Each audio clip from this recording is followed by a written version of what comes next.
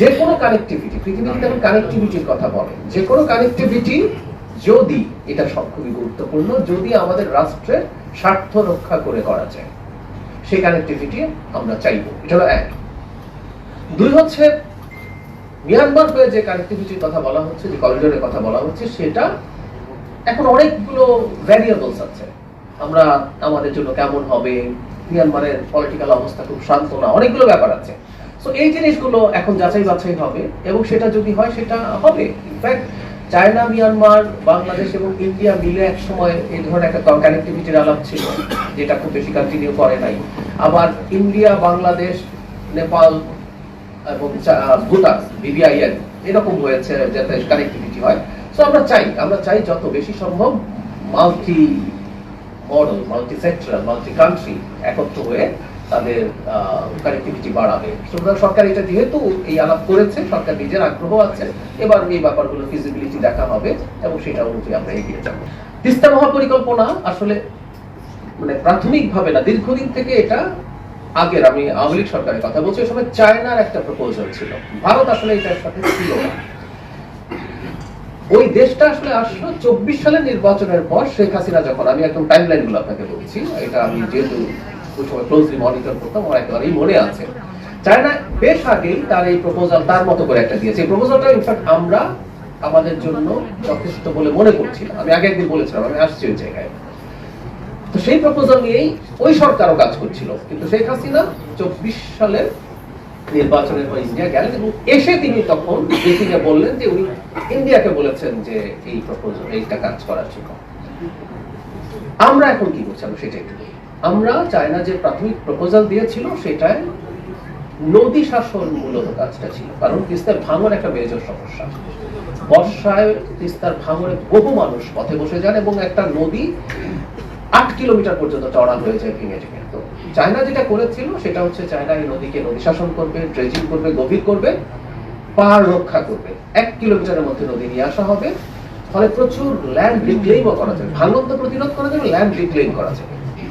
মাননীয় প্রধানমন্ত্রী সহ আমরা যখন প্রশ্ন আমরা দেখলাম তিস্তার এই কাজগুলো দরকার আছে, কিন্তু তিস্তার ওই অঞ্চলে তো আমাদের পানিরও সমস্যা আছে। আপনারা খুব ভালো মতো জানেন, তিস্তায় শুষ্ক মৌসুমে পানির প্রবাহ খুবই কম থাকে। ফারাক্কার মতো গজলডোবা ব্যারাজ পশ্চিমবঙ্গে আছে, এটা শুধু না, এর আগে তিস্তা তো সিকিম হয়ে তারপরে পশ্চিমবঙ্গ হয়ে বাংলাদেশে এসছে, ওখানেও প্রচুর আপস্ট্রিমে ওখানে অনেকগুলো ব্যারাজ করেছে, পানি প্রত্যাহার করে, আমাদের পানি আসে না।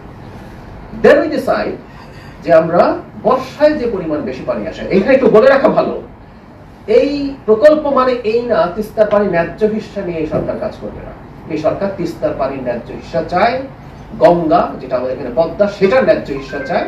তিস্তা তো আমাদের চুক্তি নেই, গঙ্গা চুক্তি এবছর শেষ হচ্ছে।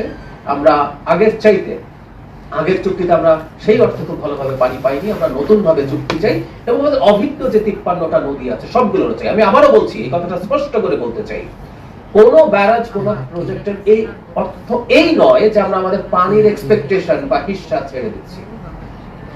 পানি আসলেও তো আমাদের বর্ষায় যে পরিমাণ পানি অনেক বেশি আসে, আমাদের পানি বা ভারতের দিক থেকে পানি আসে, সেই পানিটা তো আমরা ইউটিলাইজ করি না।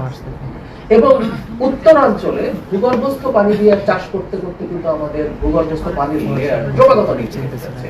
সেই কারণে এখন আমরা যেটা চিন্তা করছি, তিস্তায় আরেকটা ব্যারাজ, তিস্তায় একটা ব্যারাজ তো আছে, আরেকটা ব্যারাজ হবে আরো অনেক ডাউন স্ট্রিমে, যাতে বর্ষার পানি আমরা বিভিন্ন জায়গায় ধরে রাখতে পারি এবং সেই পানিটাও আমরা ব্যবহার করতে পারি। এই কাজটা হচ্ছে। এখন আমি আসি, ভূরাজনৈতিক কোনো সমস্যা হবে কিনা। একটা জিনিস খুব ইম্পর্টেন্ট, একটা দেশে বিভিন্ন দেশ বিভিন্ন ভাবে কাজ করবে। আমি উদাহরণ দিতে পারি, ওই জায়গায় যাচ্ছি না। কোন একটা দেশ কোন একটা অন্য দেশের প্রজেক্ট শুরু করেছে, পরে সেই প্রজেক্টটা অন্য কোনো দেশ করেছে, শুরু করার পরেও পরিবর্তিত হয়েছে। একটা কথা খুব জরুরি, বাংলাদেশ তার স্বার্থে সিদ্ধান্ত নেবে, এটাও খুব জরুরি। বাংলাদেশ অন্য কোনো দেশের, অন্য যে কোনো দেশ, আমি কোনো দেশের নাম বলছি না, এনি কান্ট্রি, তার সিকিউরিটি সহ অন্যান্য যেসব সেন্সিটিভ বিষয় আছে সেগুলোর ব্যাপারেও সে মাথায় রাখবে। আবার অন্য দেশকেও বাংলাদেশের ব্যাপারে সেভাবে মাথায় রাখতে হবে। সে কারণে আমি মনে করি বাংলাদেশের কোনো পদক্ষেপ সেটা কোনো দেশে কনসার্ন হওয়ার ব্যাপার নেই। আর ভাই যে প্রশ্ন করেছেন যে কোনো মূল্যে, আমি মনে করি না এখানে কোনো চ্যালেঞ্জ আছে এভাবে। এইভাবে উনি কথাটা বলেছেন। এটা এইভাবে বলা, এই রকম ভাবে বলা, এই কারণে বলা আমি মনে করি যাতে এই সরকার এই পদক্ষেপটার ব্যাপারে, এই প্রজেক্টটার ব্যাপারে খুবই আন্তরিক আছে, খুবই সিরিয়াস আছে। কারণ ওই তিস্তা পাড়ের মানুষদের প্রতিনিধি মাননীয় ত্রাণমন্ত্রী একটা মিটিং এ ছিলেন, তার কাছ থেকে আমরা বিস্তারিত জানি তিনি এখানে প্রচুর অ্যাক্টিভিজমও করেছেন যে এখানকার মানুষের এটা কত বড় সংকটের ব্যাপার। সো উনি ওনার এটা দৃঢ়তা বোঝানোর জন্য এটা কোনো চ্যালেঞ্জ আছে আমি মনে করি। এবং আমি একথা আবারও বলতে চাই, বাংলাদেশের জনগণ এবং রাষ্ট্রের স্বার্থ অনুযায়ী পদক্ষেপ নেবে, এটা এই স্বাধীনতা, এই সার্বভৌমত্ব তার আছে, এটা সে দেখাতে চায়।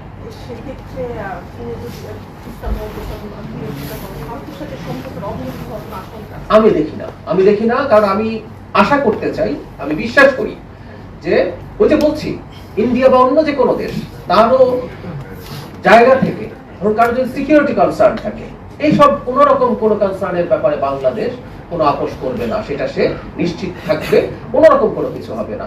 আমরা এটা একটা প্রজেক্ট, চায়নার সবচেয়ে বড় দক্ষতা আছে, পৃথিবীর সবচেয়ে বড় বাঁধ যে থ্রি গর্জেস ড্যাম তারা করেছেন।